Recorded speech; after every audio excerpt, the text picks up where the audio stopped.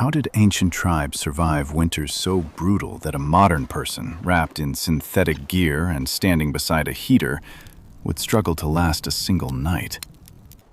Long before electricity, before insulated walls, before the soft hum of central heating, entire communities lived through seasons where rivers froze into solid roads, daylight vanished into a pale gray smear, and the wind itself became a weapon. Yet families endured. Children slept safely through blizzards that howled for days. Fires stayed alive for months without going out. Villages survived in places where temperatures could freeze exposed skin in minutes and stop a man's breath halfway through a sentence. But here is the strange part. Archaeologists who studied these settlements discovered something that did not fit the usual story. The people who survived these winters were not simply tougher than us. They were not biologically different. They were not blessed with some forgotten genetic gift. They survived because they understood heat in ways modern civilization has almost completely forgotten. Buried beneath silent forests, hidden beside frozen rivers, and raised above icy marshlands, ancient tribes built shelters that behaved almost like living organisms. They trapped warmth. They redirected airflow. They controlled moisture. They used the earth itself as insulation. And one particular survival technique changed everything. A method so quietly effective that versions of it are still used in Arctic survival systems today. Tonight, we step into the forgotten engineering of ancient winter survival. Not myths, not fantasy. Real architectural systems shaped by generations of brutal experience. Refined inside the bones of people who knew the land more intimately than any map could ever record. Because somewhere in the frozen silence of North America, human beings learned how to build warmth against impossible cold. And what they discovered may quietly change the way you see the modern world. In the subarctic world, winter was not simply weather. It was pressure. A slow, patient pressure that pushed against everything alive. Cold seeped into clothing. It hardened wet leather until it cracked. It froze breath into glittering crystals inside beards and scarves. It drained energy from the human body hour after hour, like a tide pulling life backward into the dark. Survival depended on one principle above all others: heat retention. Modern homes fight winter with constant external energy. Gas, electricity, oil burned somewhere far away. Ancient tribes had no such luxury.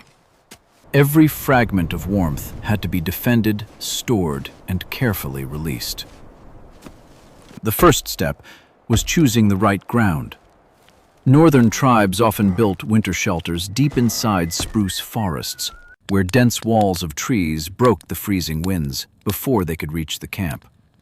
They avoided exposed ridges where storms gathered force. They avoided flood zones where the spring thaw could swallow a season's work. They avoided slopes where drifting snow could bury entrances overnight and seal families inside their own homes. Even location itself became part of survival engineering, a quiet calculation passed down through stories and watchful eyes. Then came the most important decision of all. Instead of building upward into the freezing air, many tribes dug downward into the earth. This was a breakthrough in thermal survival, a discovery as significant in its own world as the invention of the furnace would later be in ours. Below the surface, soil temperatures remained far more stable than the deadly air above. The earth acted as natural insulation. Wind exposure dropped.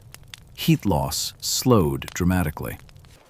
These semi-subterranean lodges appeared across many different northern cultures for a single reason. They worked. And hidden inside their construction was a level of environmental intelligence that still surprises researchers today. But what exactly were they building down there? Ancient winter lodges were not simple huts. They were carefully layered systems, structured almost like a thick coat made out of the earth itself. Large timber frames formed the skeleton.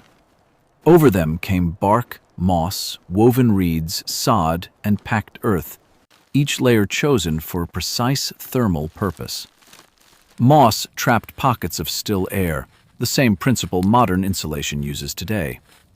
Earth blocked wind and stabilized temperature. Sod sealed gaps and slowed heat exchange. Wood carried structural weight without losing flexibility. Nothing in the design was wasted. Nothing was decorative.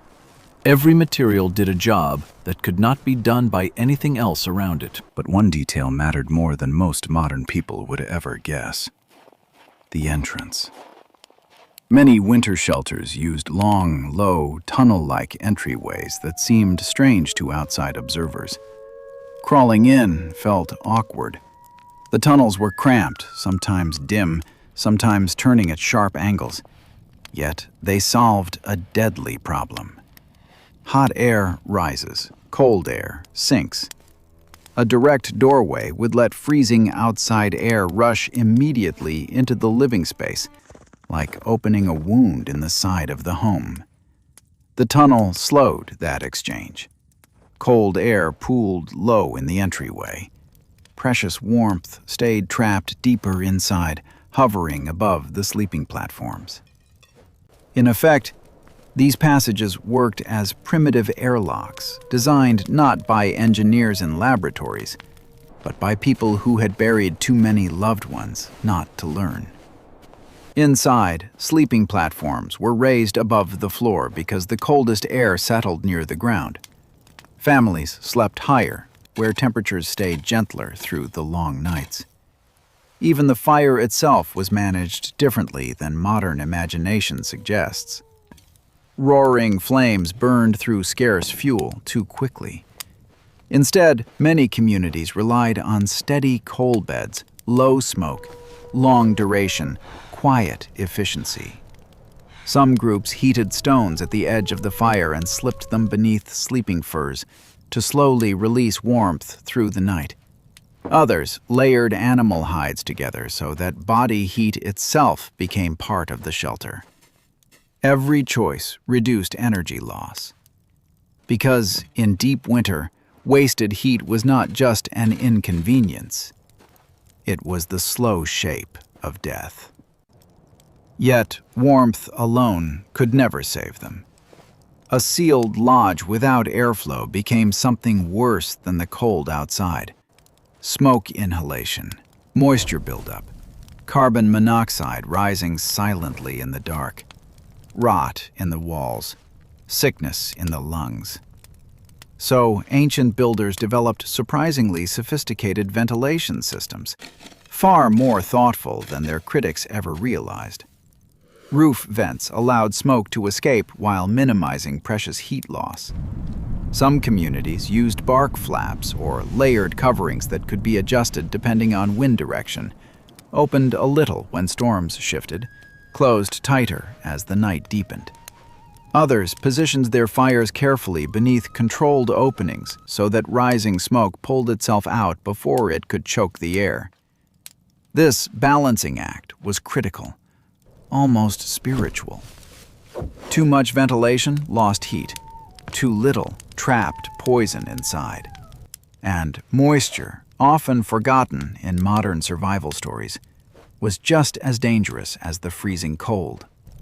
Wet cold kills faster than dry cold. Damp clothing loses its insulation. Frozen condensation weakens the structures it clings to. Even ordinary human breath, exhaled night after night, slowly added dangerous humidity to enclosed spaces. So, winter survival became a daily ritual of adjustment. Drying hides, rotating bedding, managing smoke, checking airflow, banking coals beneath soft ash so they could be coaxed back to life at dawn. The shelter was never passive. It was tended, almost like an animal kept alive through the dark months. And when the storms finally arrived, this constant care became the difference between waking up warm and not waking up at all. For tribes living beside mountain rivers, winter brought another danger entirely. The river had always given life: fish in summer, fresh water year-round, travel routes carved across the land long before roads existed. But during the freezing months, it could turn into a slow catastrophe. Ice jams triggered sudden, violent floods. Frozen banks collapsed without warning. Wind accelerated through narrow valleys like a long blade drawn across the land. So river communities adapted with new architectural strategies, born of generations who had heard the ice speak. Winter pit lodges were often built on elevated terraces, set safely above the flood zones, with the structures sunk partially underground for warmth. Thick timber roofs supported heavy layers of insulation above. Some lodges even used roof entrances instead of side doors. Climbing in from above reduced direct wind penetration and helped preserve internal heat, a small architectural detail that quietly saved lives every winter. Inside, life organized itself with remarkable discipline. Families slept along raised edges. Food stayed elevated to remain dry. Tools dried near controlled heat. Outside, storms buried the valley in white silence. Inside, survival depended on order. Coals banked low, drainage trenches kept clear, vent openings adjusted by hand. Hunters watched the river ice from elevated rocks because everyone feared the same sound: the sharp, hollow crack of ice giving way somewhere in the darkness. Many northern oral traditions describe winter rivers almost as living beings, unpredictable, powerful, dangerous in ways that had to be respected, not conquered. When river ice shifted, entire camps could vanish overnight. Floodwater surged beneath frozen surfaces. Pressure shattered banks like glass. Ancient communities understood these dangers with a depth that no book could capture. Children learned, before they learned to count, never to trust silent ice. But winter threatened more than the body. It threatened the mind. Darkness lasted for enormous stretches of time, sometimes weeks, where the sun barely lifted itself above the horizon before sinking again. Storms isolated families for days. Movement narrowed. The outside world shrank into snow, smoke, and wind. The hours grew long. The silence grew heavy. So winter lodges became emotional centers as much as physical shelters, sanctuaries against a kind of darkness that no fire alone could push back. Storytelling mattered. Songs mattered. Shared meals mattered in a way modern dinner tables can no longer fully understand. Anthropologists studying northern indigenous cultures have long observed how oral traditions helped preserve morale through long winters, weaving memory and humor and warning into the same threads. The fire at the center of the lodge became more than warmth. It became stability, a controlled circle of light surrounded by frozen darkness, a small, glowing answer to a vast and silent question. And far beyond the river valleys, another group of tribes faced a different challenge altogether. A challenge not of cold alone, but of cold combined with water, mist, and unstable ground. In winter marshlands, the greatest danger was moisture. The ground itself became unstable. Water froze and thawed in cycles that broke earth and wood alike. Cold mist drifted across the wetlands like a slow tide, and wet air stripped heat from the human body with frightening speed. So, marshland tribes adapted in a remarkable way. They built upward. Winter houses stood elevated on wooden posts driven into shallow ground or waterlogged earth. Platforms lifted families above freezing moisture. Plank walkways reduced exposure to unstable ice. Layered reeds formed thick, insulating walls. To outsiders, these structures might have looked fragile, almost temporary. In reality, they were carefully engineered. Reeds trapped countless tiny air pockets that slowed heat loss. Flexible walls bent with storm winds instead of breaking. Steep roofs shed snow and moisture before either could become a burden. Raised sleeping platforms protected families from damp drafts that crept along the floor. And once again, airflow remained critical. Too much smoke trapped inside the lodge. Too much ventilation let warmth bleed out. So fires burned slowly. Reeds were replaced before they could rot. Lashings tightened before each storm. Posts inspected during freezing nights when the cold made every weakness visible. The structure itself had to breathe, like a living thing kept alive by the hands that lived within it. And over generations, these communities discovered something extraordinary. A properly built winter shelter could create its own microclimate. Warmer, drier, calmer than the frozen world outside. Human beings had learned, without any of our modern instruments, how to quietly reshape winter itself. Today, many people assume ancient survival depended mainly on toughness, on grit, on bodies hardened by hunger and exposure. But the archaeological evidence tells a different story. These communities survived because they observed nature with extraordinary precision.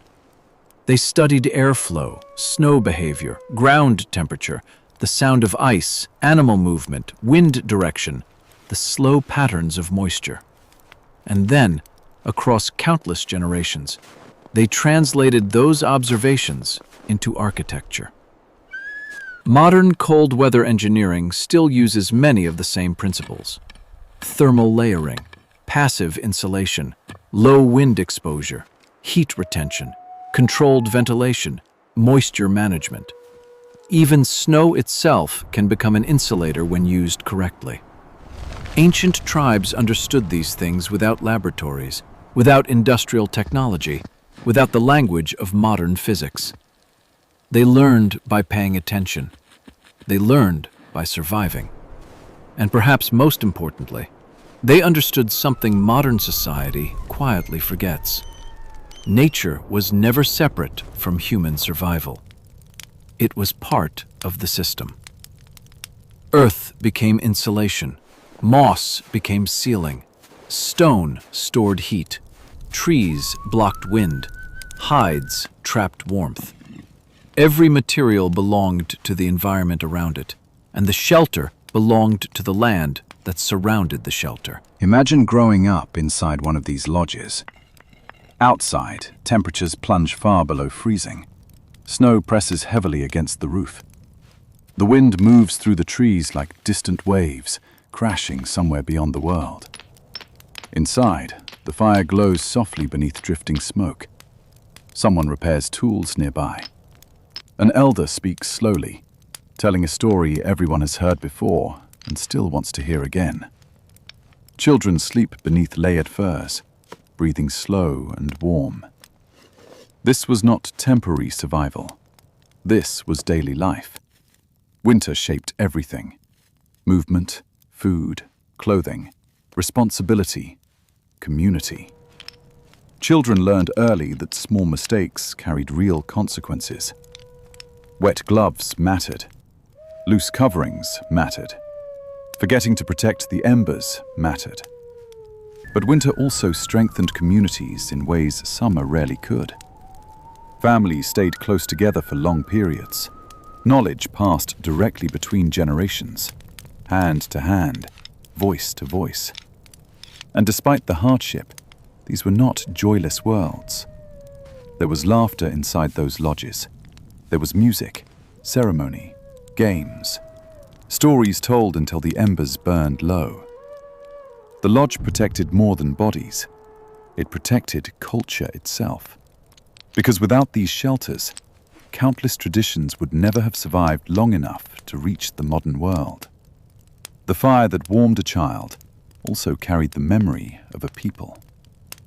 Today, archaeologists continue uncovering traces of ancient winter survival beneath forests and frozen ground.